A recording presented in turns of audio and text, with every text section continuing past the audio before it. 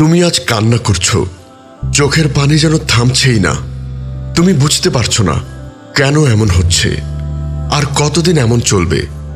হয়তো তুমি কাউকে হারিয়েছ, হয়তো কোনো স্বপ্ন ভেঙে গেছে, হয়তো এমন কিছু ঘটেছে যার জন্য তুমি প্রস্তুত ছিলে না।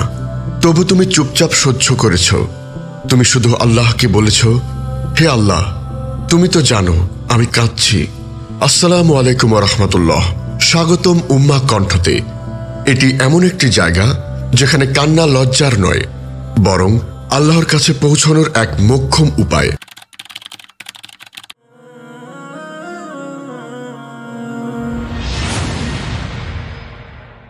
আজ আমরা বলবো কেন তুমি এখন কাঁদছো, আর সেই কান্না কিভাবে একদিন তোমার সবচেয়ে দামি হাসিতে পরিণত হবে। কান্না দুর্বলতার পরিচয় নয়।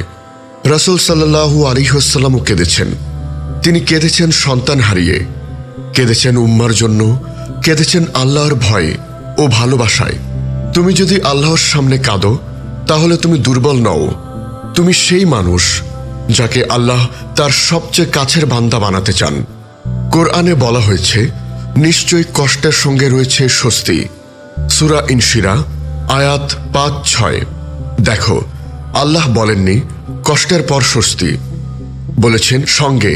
মানে তুমি যখন কাঁদছো তখনই তোমার ভেতরে গড়ে উঠছে এক নতুন তুমি, আর এই কান্নাই একদিন হয়ে যাবে প্রশান্তিময় হাসি। রাসূল সাল্লাল্লাহু আলাইহি ওয়াসাল্লাম বলেন, আল্লাহর ভয় ও ভালোবাসায় যে চোখে অশ্রু আসে তাকে আল্লাহ কিয়ামতের দিন জাহান্নামের আগুন থেকে রক্ষা করবেন। তিরমিজি হাদিস 2416। তুমি হয়তো কাউকে বলতে পারো না তোমার কষ্ট কি নিয়ে। তুমি হয়তো চুপচাপ থেকেছ, কারণ তুমি ক্লান্ত, কারণ তুমি বোঝাতে পারছো না। কিন্তু আল্লাহ জানেন তুমি কাঁদছো কিসের জন্য। তুমি রাতে ঘুমোতে পারছো না, তুমি খেতে পারছো না, তুমি সবকিছু ছেড়ে দিতে চাও। এই অনুভূতিগুলো আল্লাহ জানেন। কোরআনে বলা হয়েছে, তোমার প্রতিটি অশ্রু, প্রতিটি দুঃখ আল্লাহ জানেন। সূরা তহা আয়াত 46। তাফসিরীয় অর্থ। তুমি এখন ভাবছো এই কান্নার কি কোনো মানে আছে? জানো, প্রতিটি কান্না হচ্ছে প্রার্থনার মতো, যা হয়তো মুখে না বলা হলেও আল্লাহর দরবারে কবুল হয়ে যাচ্ছে। তুমি যে কান্না করো এখন, একদিন সেই কান্নার জন্য তুমি শুকরিয়া জানাবে। হে আল্লাহ, তুমি তখন শুনেছিলে বলেই আজ আমি হাসছি। আজকের এই চোখের পানি হতে পারে আগামীকালে জান্নাতের একটি সওগাত। এই কান্নাই তোমাকে বানাতে পারে এমন কেউ যার দোয়া আসমান কাঁপিয়ে তোলে। তোমার আজকের কান্না একদিন এমন জায়গায় নিয়ে যাবে যেখান থেকে ফিরে তাকিয়ে তুমি শুধু বলবে, আলহামদুলিল্লাহ, আমি কেঁদেছিলাম, কারণ সেই কান্নাই আমাকে তোমার কাছে নিয়ে এসেছে। তুমি হয়তো আজ যে কষ্টটা নিয়ে কাঁদছো তা কারো চোখে অদৃশ্য, কিন্তু তোমার হৃদয় আগুন হয়ে জ্বলছে। তুমি হয়তো সারাদিন হেসে কাটাও, কিন্তু রাত হলেই তোমার চোখ ভিজে যায় এক নীরব কান্নায়। এই কান্না কেউ দেখে না, কেউ বোঝে না, কিন্তু আল্লাহ দেখেন। আর তিনি বলেন, আমি তোমার কষ্ট জানি, আর আমি শুধু দেখছি না, তোমার জন্য প্রস্তুত করছি এমন কিছু যা তোমার কান্নার চেয়েও অনেক বড় হাসি নিয়ে আসবে। কোরআনে আল্লাহ বলেন, তিনি অর্থাৎ আল্লাহ বান্দার অন্তরের কথাও জানেন। সূরা মুলক আয়াত 13। তুমি হয়তো এখন ভাবো, কতদিন অপেক্ষা করব, আর কতদিন কান্না করতে হবে। আল্লাহ এই প্রশ্নগুলো জানেন। তিনি শুধু চুপ করে থাকেন না, তিনি ধৈর্যের মাধ্যমে তোমাকে গড়ে তোলেন। তুমি যখন কাঁদো, তুমি তখন শুধু ব্যথা প্রকাশ করছো না, তুমি তখন আত্মা হালকা করছো, তোমার ও আল্লাহর মাঝে সংযোগ তৈরি করছো। রাসূল সাল্লাল্লাহু আলাইহি ওয়াসাল্লাম বলেন, আল্লাহ তার সেই বান্দাকে সবচেয়ে বেশি ভালোবাসেন যে গভীর রাতে সিজদায় পড়ে কাঁদে আর বলে, হে আল্লাহ, আমি ব্যর্থ হয়ে গেছি, তুমি ছাড়া কেউ নেই। হাকিম আল মুস্তাদরাক হাদিস 1164।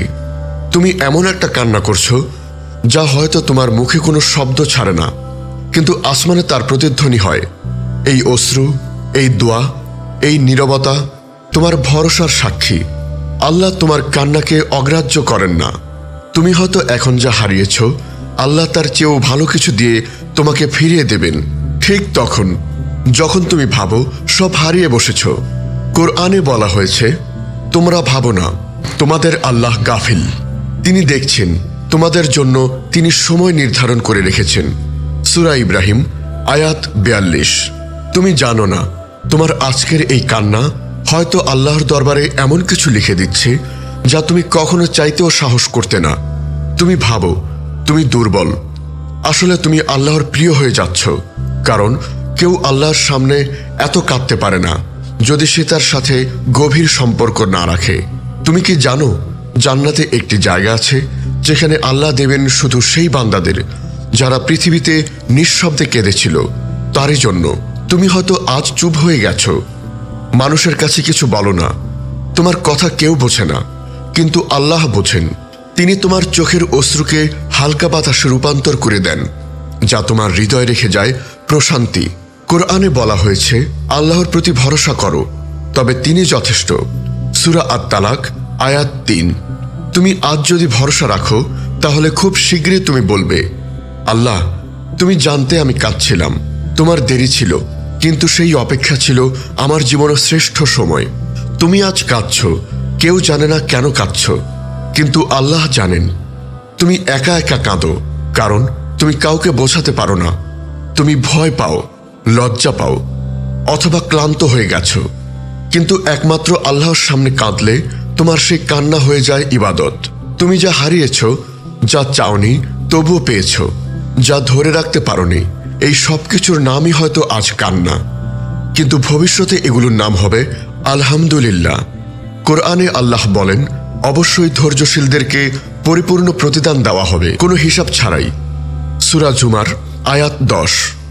তুমি জানো না তোমার এই আজকের কান্না হয়তো তোমার সবচেয়ে বড় গুনাহকে ক্ষমা করিয়ে দিচ্ছে। তুমি হয়তো জানো না এই কান্নার ভেতর দিয়েই আল্লাহ তোমাকে এমন জায়গায় নিয়ে যাবেন যেখানে তুমি শুধু বলবে, হে আল্লাহ তুমি জানতে আমি কাঁদছিলাম, তখন তুমি চুপ ছিলে, কিন্তু তুমি আমার জন্য সবচেয়ে বড় হাসিটা জমিয়ে রেখেছিলে।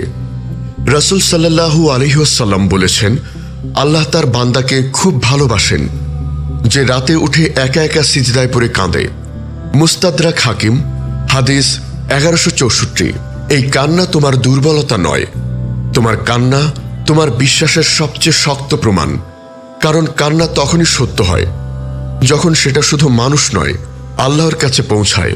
তুমি হয়তো এখনো বলো, আমি কাঁদছি, আমার কিছুই বদলাচ্ছে না। আসলে বদলাচ্ছ তুমি। আল্লাহ হয়তো তোমার পরিস্থিতি এখনো বদলে দেননি, কিন্তু তিনি তোমার অন্তরকে গড়ে দিচ্ছেন এমন এক জায়গায় যা এই দুনিয়ার কোনো সুখ দিতে পারবে না। আল্লাহ বলেন, আল্লাহ তোমাদের ভেতরের অবস্থাও জানেন। সূরা তহা আয়াত 7। তুমি যদি আজ এই কান্না নিয়েই বেঁচে থাকো, তবুও জানো এই কান্না তোমার প্রতি আল্লাহর এক বিশেষ রহমত। কারণ যারা কান্না করতে পারে তারা নিজেকে ভুলে আল্লাহর কাছে হার মেনে নেয় এবং আল্লাহ সেই পরাজয়কে বানিয়ে দেন চূড়ান্ত বিজয়। আজ তুমি কাঁদছ, কিন্তু সামনে হয়তো এমন একদিন আসবে যা তুমি সেজদায় পড়ে শুধু বলবে, আলহামদুলিল্লাহ, কান্না করেছিলাম। সেই কান্নাই আমাকে জান্নাতের পথ চিনিয়ে দিয়েছিল। তোমার দুঃখ, তোমার দেরি, তোমার অশ্রু সবই আল্লাহর কাছে জমা হচ্ছে, আর তোমার প্রার্থনা কখনোই শূন্য যাবে না। উম্মা কণ্ঠ সবসময় এমন কান্নামাখা হৃদয়ের পাশে আছে।